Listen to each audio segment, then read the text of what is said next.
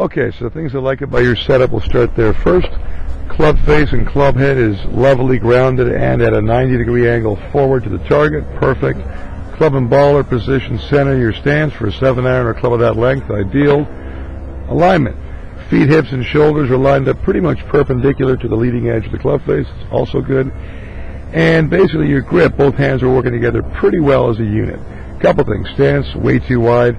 Okay. You want that stance shoulder width, and most of your swings well beyond that. You experienced it the last swing because you could pivot better, right? Yep. Shaft angle. You can actually lower the club a bit so the club's always pointing more at your waist, down here. Well, say that to me again. You want the club to be positioned and angled flatter so it's more down in your waistline.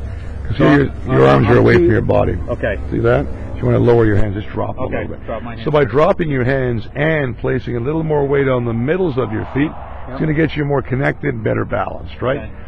But by being a little better balanced than you already were earlier, you can see how your head's a little more prominently positioned with your chin out, as opposed to earlier when it was tucked into your neck, because you had your weight on the flats of your feet, right?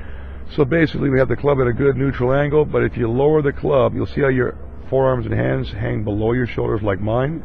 Yep. You know, and your positioning is the club's outside. So it'll relax you too a little bit, which helps. During the takeaway, see how the club kind of moves almost out with your arms first. So it moves directly back from the ball with your arms and hands.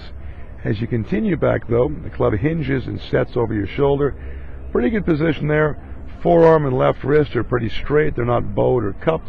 Left arm's a little bit collapsed but not folded. It's just slightly bent. I don't mind that really. And on the way back down, we're going to watch how the club can drop down in front. It gets casted a little bit over the top. See how the club head comes out in front of the ball? Yeah. And from that position, you got to use your hands and arms to square it up and turn it over and turn through. But you were able to get off your right side a little earlier by a narrower stance, and by continuing to have your balance and positioning a little closer and more connected, you'll rotate better and pivot, not have to rely on your arms and hands as much as you did previously.